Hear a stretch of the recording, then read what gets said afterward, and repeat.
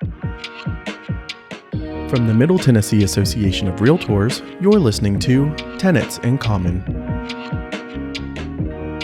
a podcast sharing stories, motivation, and insight into the real estate industry. All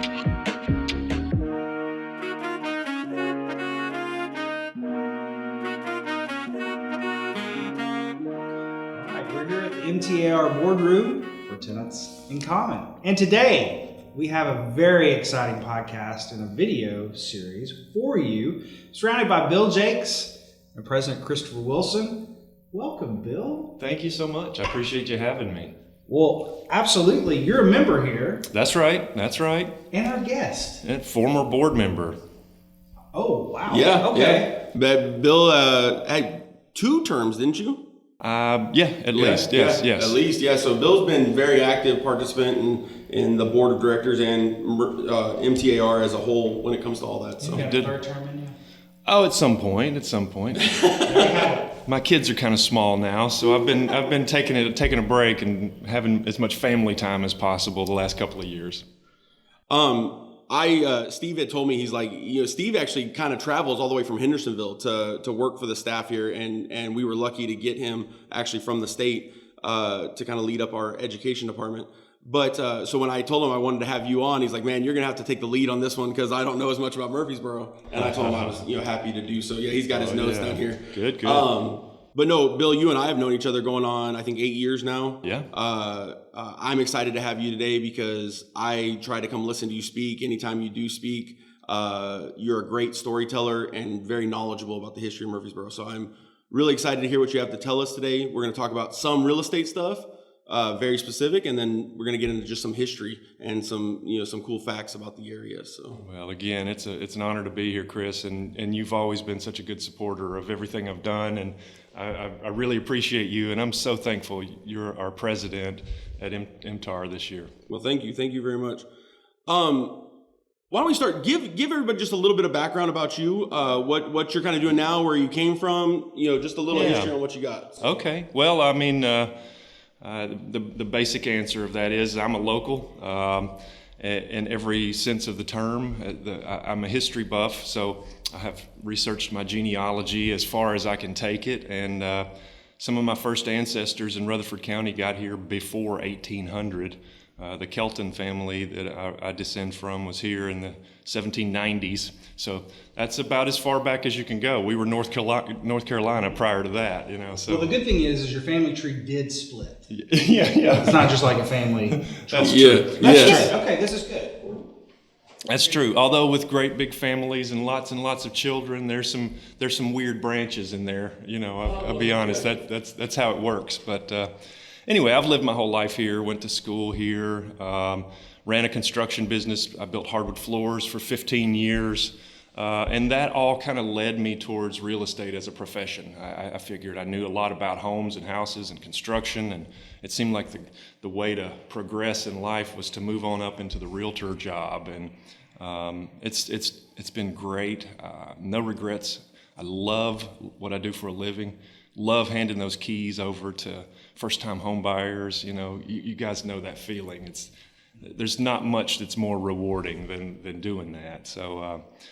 Married, I've got 2 children, 8 and 11, and they're in local schools. So I've served on tons and tons of boards and committees, as you're aware, with MTAR, but also various other ones. I've been appointed to the City of Murfreesboro's Historic Zoning Commission. Are you still currently on that? I am. Okay. I am still go on ahead. that. We're going to talk some about that, so that'll be great insight. So Yeah.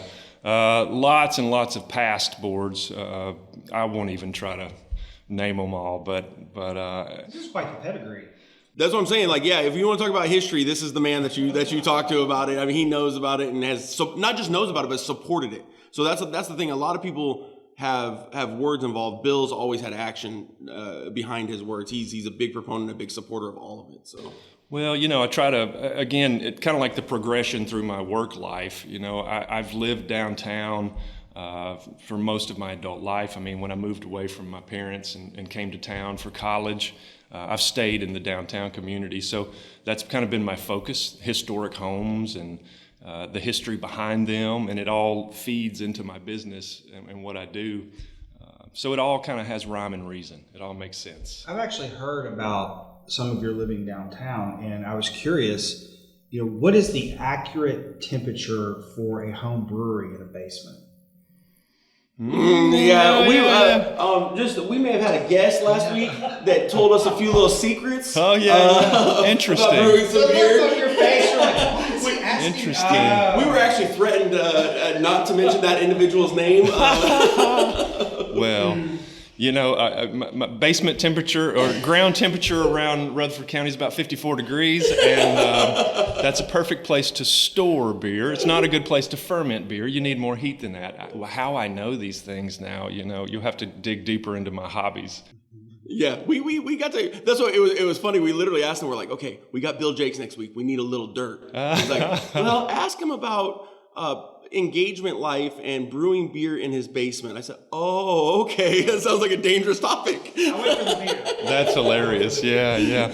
Well, in the previous house I lived at Manny Avenue, when I remodeled the house and was having the gas lines done, I was brewing a lot of beer at the time, and I actually had the gas line folks install 200,000 BTU burners in my basement so that I could set up my brew equipment down in there. That's awesome, though. And it's actually really funny because we're saying this almost joking with you about a past little experience, but if you look at downtown Murfreesboro and even parts of Rutherford County as a whole, this whole microbrewery or unique personal brewery type environment is kind of sprouting. It's almost becoming a little bit of a thing that we're going to experience here in the area, pretty significant. Well, and people are turning it into topping. Yeah, he thinks he's funny. Okay, so to get started, because we're gonna cover the whole gambit and go through a bunch of this stuff. But one of the things to hit on the stuff that the membership and agents as a whole need to know is this idea of a historic overlay. And one of the things you are going to kind of be our first one now, most people know MTAR represents 9 counties. We have actually probably one of the largest land areas of any association in the state. And we're going to try to bring in people with your equivalency from some of these other counties so we can educate about this. Because most counties, I believe, have some variation of this or are in the process of developing some variation of this. Right. So if we can, let's talk a little bit about a historic overlay, what it is, what it's about. I have the map. I'm going to put it up on the screen for everyone to see why we're talking real quick, okay? Yeah, wonderful. If we can. So do you have like a card that says I'm original or like I'm a local, somebody that you just get added perks? Or? Well, no, I don't push it too hard. I don't try to lean on that fact too much. I mean, but at the same time, I sort of take it upon myself, being from here, to represent Rutherford County in any way I can. So try to stick to the those morals I was brought up with. Let's be friendly. I love it when people come into Murfreesboro or Nashville and they talk about how everybody's so friendly here. Well, let's keep that going. I like that. I like that, I've been to New York and stuff, and people look at you funny just for saying hello. And I'm like, this is standard here. If we make eye contact, we're talking, we're in Tennessee. Come on. So, well, and it's actually funny. So she's going to kill me. God, I hope she doesn't listen to this podcast. My wife, when we first moved to the South, now I was raised by Southern family. Both of my parents were from deep South, but we were in Arizona. And when we moved out here, we moved to Georgia the first time, and the neighbor came to introduce themselves, and my wife literally looks at the window and says, "Should I answer the door?" Yes, you answer the door. You have to do it. But people aren't used to that, and we are. I have said this for the longest time. Murfreesboro is the biggest little town I've ever met in my life. I mean, you still have to be careful. Don't talk sideways about somebody, because I promise you, someone who knows them is eating lunch or dinner next to you at the restaurant, kind of thing. Yeah, the old Davis Market, center of the universe concept that's going on.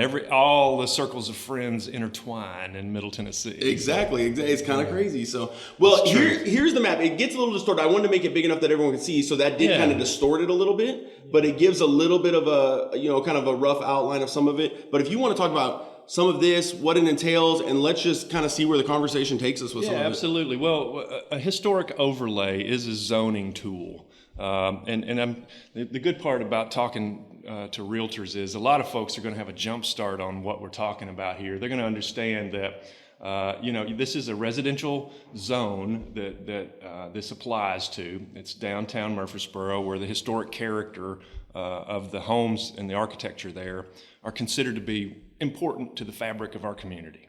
It sort of makes downtown what it is and what's so special. So this overlay was enacted in 1984 as a means to kind of preserve that. And so the underlying zoning is just the same. You still have the same codes as anybody else. There's no fees involved with this necessarily.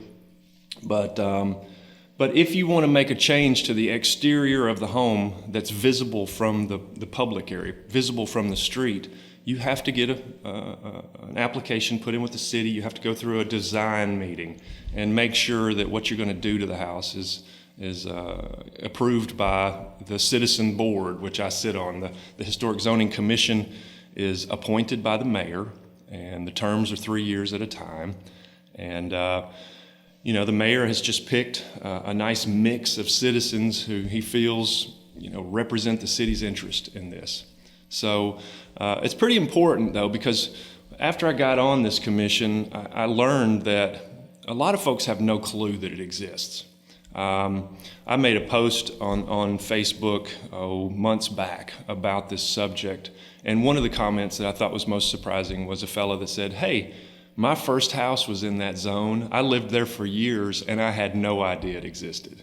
So this is pretty important, and this is very important information for realtors who want to sell a home in this neighborhood. If you're passing this on to a client, they really need to know what they're getting into, because while the commission doesn't cover things like paint color, they do handle a lot of choices that could be more costly for the homeowner. For example, if you wanted to change windows or doors, these are often things that people need to swap in an old historic home because they're leaky or just not working right anymore.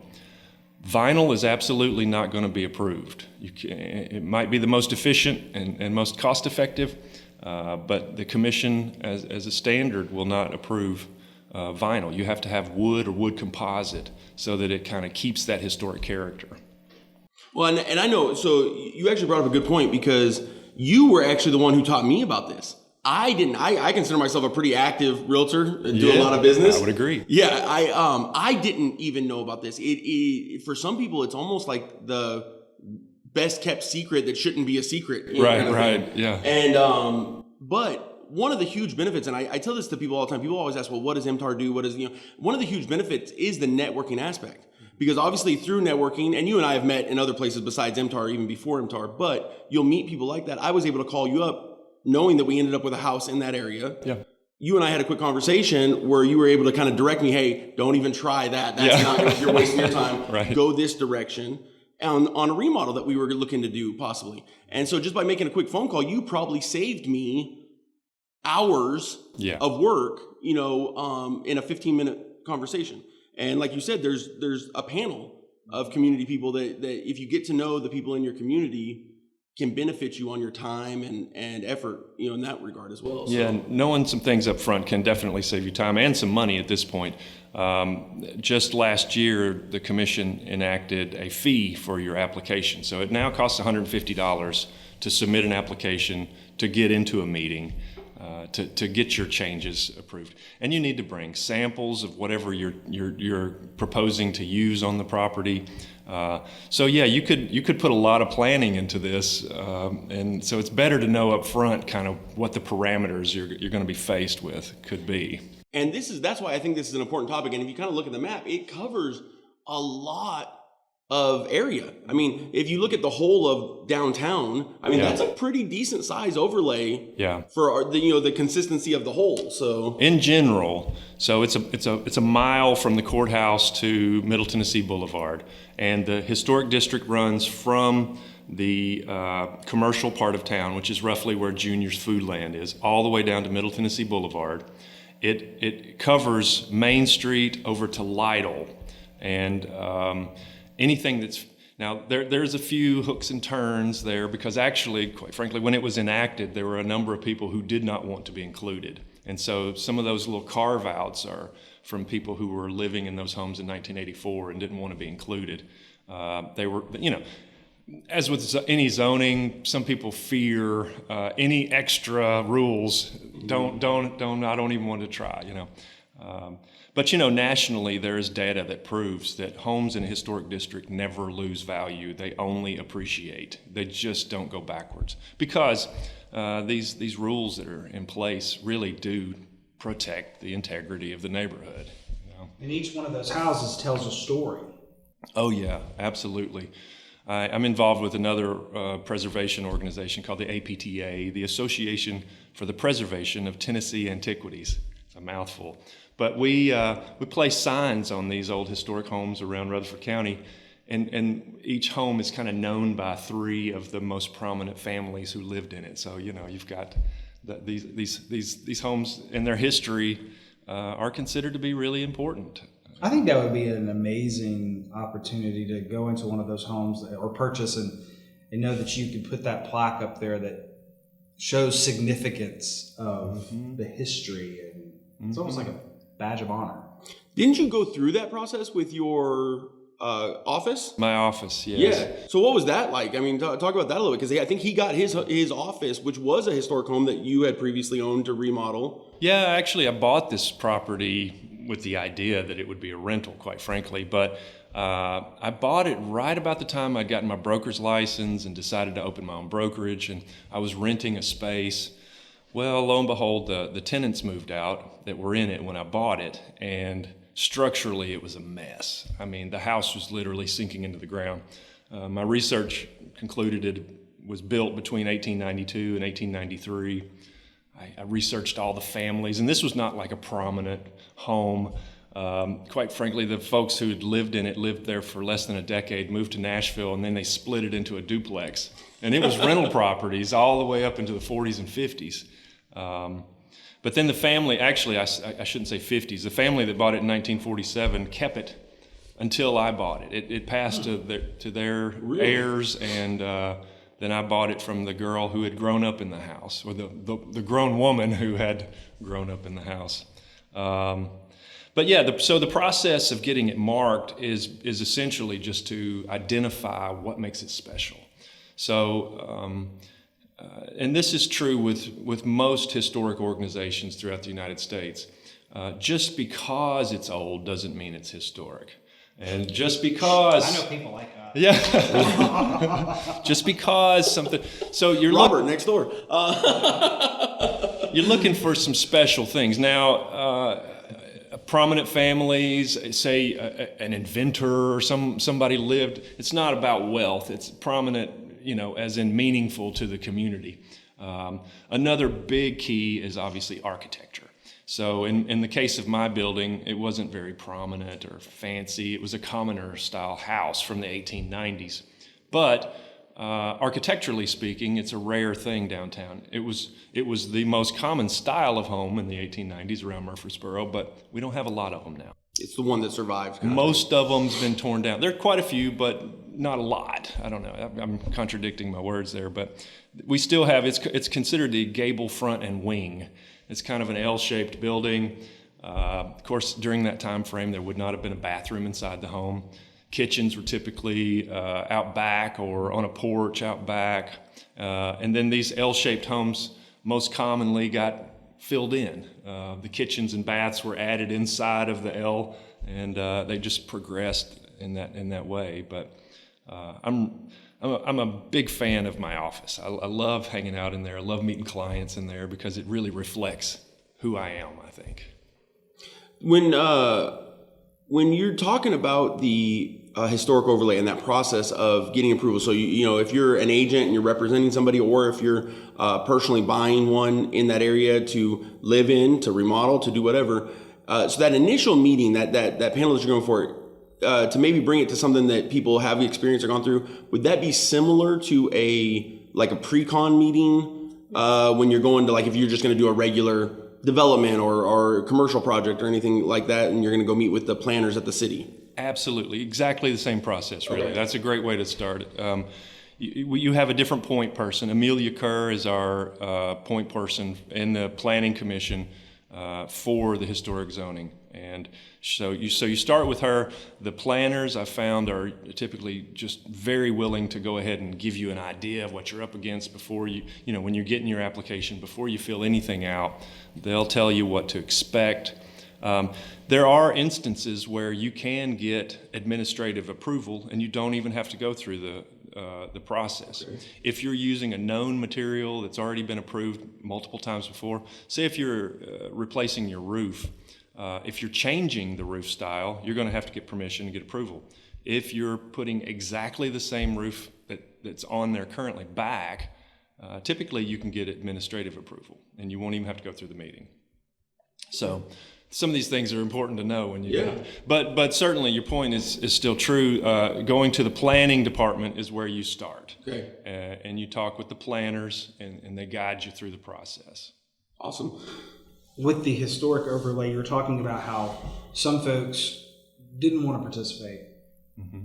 Are you able to, is this even a term, retroactive, a grandfather? Mm-hmm. So if a current homeowner purchases a property and it's not in the historic overlay, but they're interested in it, mm-hmm. is there a process of adding that? Well, that's a great question. There's not really a process for the citizens. This is something that's handed down from the city council. Okay. So if the council members decide that they wanted to expand or add a property, they could make it happen. Of course, it would have to go through the vote and everything like any other motion that the council would try to get approved. And there has been talk about expanding it. We actually got another recognized historic zone in the downtown area a number of years back. It's called the North Manny Avenue Historic District. But unlike the East Main Historic District, it's just a district that's recognized nationally, but there's no zoning overlay. Mm-hmm. So the zoning overlay is the big difference. Is that the blue section up there? Yeah, I think on the thing it's skewed a little bit. Yeah, it's messed up a little bit, but like the purple was actually supposed to be the north. No, actually, so I'm seeing Manny Avenue here, and so the blue is going to be your North Manny Avenue district, and the purple is going to be the East Main district, and I believe that's going to be Central Middle Campus right there. Yeah, the big open square. Yeah, it's high school. I'm still calling it middle like it's 30 years ago. So the East Main one, that's the one that has the zoning regulations and restrictions to it. The other one is just a nationally recognized historical zone. That's right. That's right. And they're both, I guess you would call them zoning overlays, but it's just one has restrictions and the other one doesn't. The other one just standard city codes. So we talked a little bit about, you gave the example for the windows, vinyl not being, what are some other ones that you maybe have seen that either people are trying to slip by that just aren't going to work, or also maybe even touch on if there's some newer options out there or some different materials out there that people haven't thought about that we may not use in regular new construction, mm-hmm. but can actually work on the historical homes? Yeah, well, great question again. We have approved materials that we know we've seen many times before and have approved. And it's worth noting there's some differences between if you're building a new home in the district or if you're repairing a historic home in the district. The rules do slip and slide a little bit. See, I didn't know that. Okay, if you were building a brand new house in the district, we're going to approve things like hardy plank easily, quickly, because it's one of the closest modern materials that would duplicate or replicate and look like an historic home. Obviously, vinyl siding is going to be out of the question. We don't like plastics or vinyl in the historic district. Yeah. Fencing is one of the things we see a lot of. A standard dog-eared privacy fence would likely be approved as long as it's in the right location. But things like chain link fencing are completely out of the question. Those don't get approved. They considered to detract from the feel of the neighborhood. There's not any really hard and fast absolutes because we do have this commission and we are to discuss it and vote on it. So, well, I should say obviously the vinyl and plastics are kind of hard and fast, but Yeah. but hardy plank is what I've got in mind. We have approved hardy plank before on historic homes that are needing help. Oftentimes the wood siding is just really too far gone. And what are you going to do? What are you going to replace it with? How are you going to find Well, that would be my question. wood Like, poplar ours, siding? Yeah, at ours it currently had vinyl. It probably had it even before 1984. That vinyl on that house was Exactly. old. Yeah. Actually, I think it wasn't even vinyl. It was metal. It was old.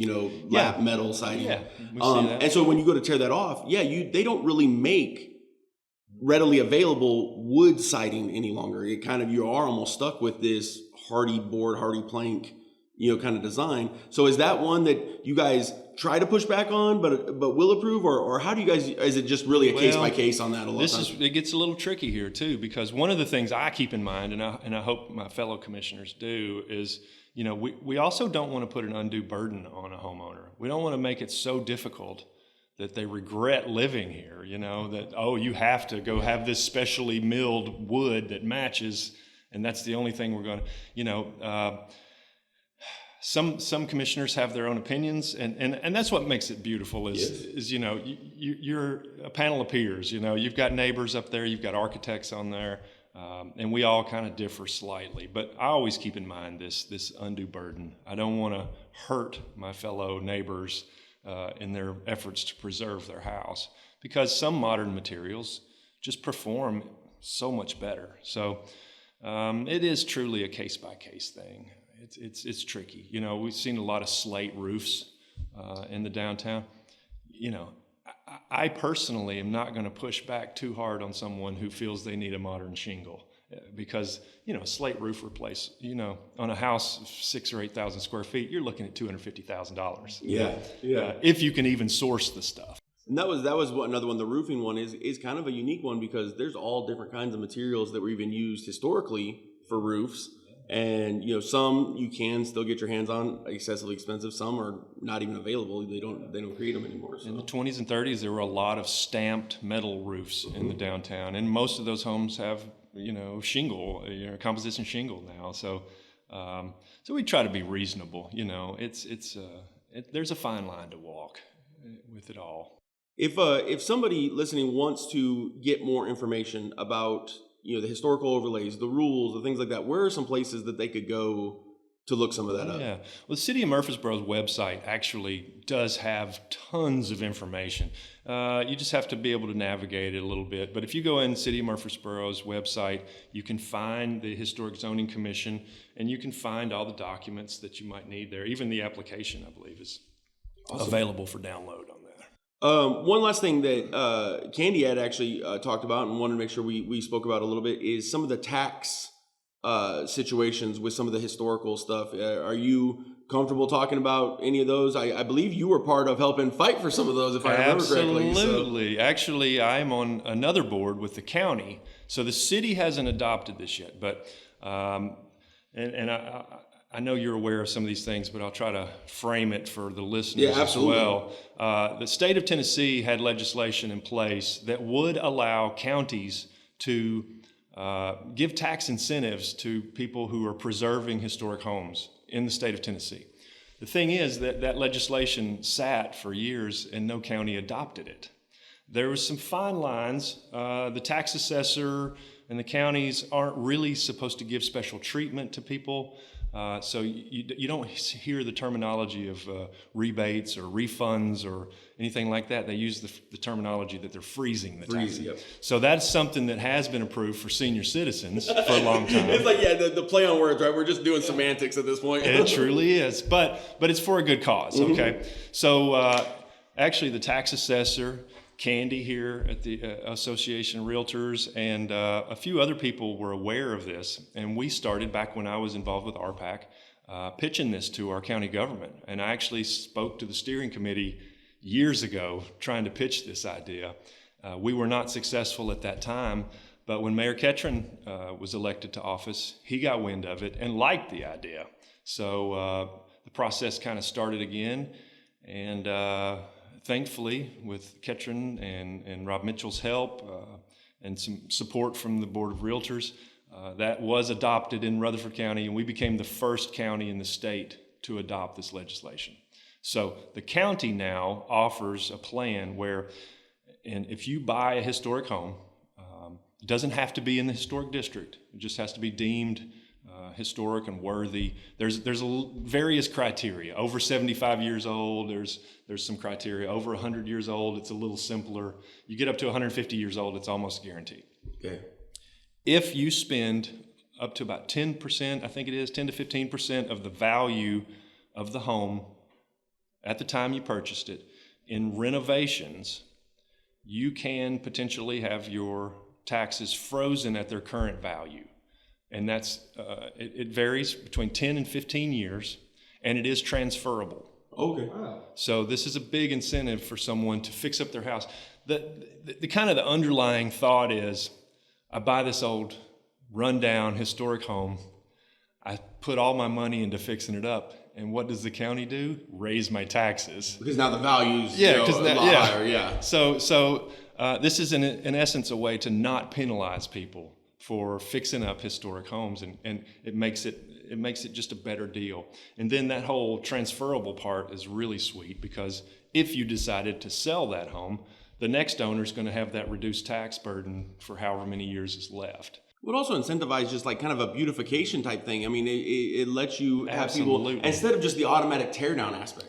Yeah. Because that's what a lot of people were making those decisions. I mean, we looked at it on Spring Street, that house we did, where it's like, you thought that was going to be a tear down, and we were right there at the border of possibly doing it. You're so right. And we're able to save it for some of that. So One of the houses that I sold over on the corner of Burton and Academy was just that sort of house. I mean, when we sold that thing, Chris, instead of a breaker box, it had a couple of wires coming by the back door, and there were 4 fuses that ran the whole place. I mean, the lights were hanging off of wires from the ceiling. This house hadn't had any updates in 100 years. Well, what's kind of crazy when you say 75 years, 100 years, this is when people are like, when did you graduate high school? And I'm like, oh gosh, this was 19 in front of it.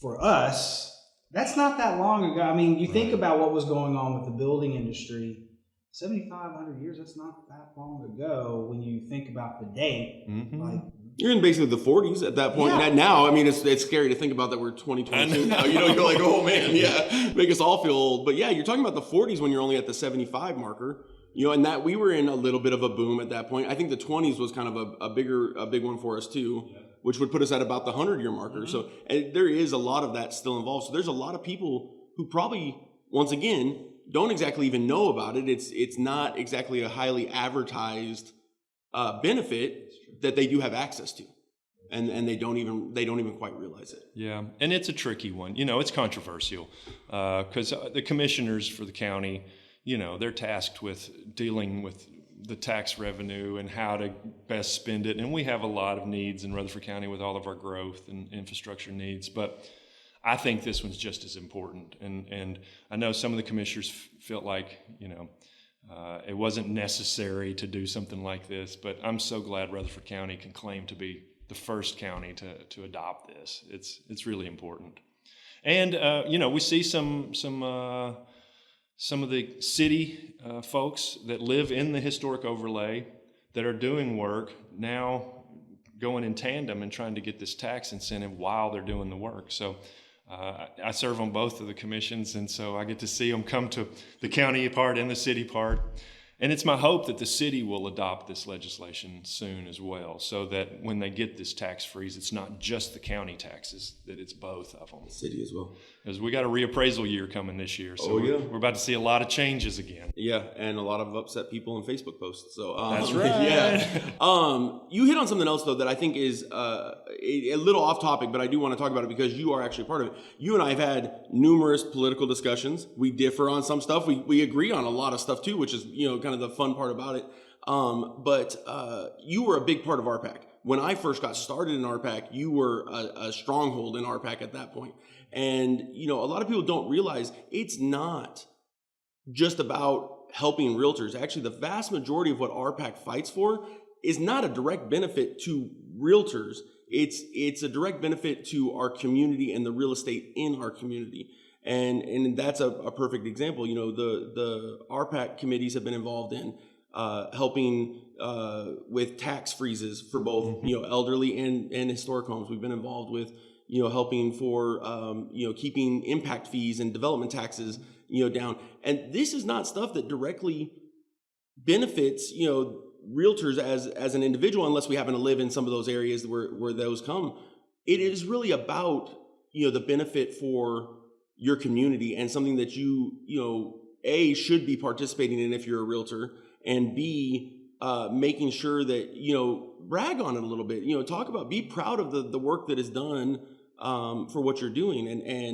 And the reason I even brought up the whole political thing is because there are different politics in that committee, and when you're around that committee table, it doesn't matter. That's right. No one cares, what they are. That's because right. we all have this one goal, is just to make our communities better for the people living in them, and that's what we're trying to fight for. Yeah, RPAC is a great example, and I wish all politics would kind of look at how we operate our RPAC around here, because, like you say, there is no party when it comes to RPAC. Nope. And it's really not about directly benefiting ourselves. We protect our profession by protecting the consumers, by protecting the homeowners, by making sure legislation's out there that doesn't penalize them or hurt them for undue reasons. And so in the side effect, or the end product, is we have a healthier real estate world to work in. And so it's very indirect. But yeah, the causes that RPAC champion are first and foremost helping the consumers out there, just the average homeowners. So I agree completely, Chris. And it's so nice to come together with people that politically you might not see eye to eye, but go, we agree on this thing.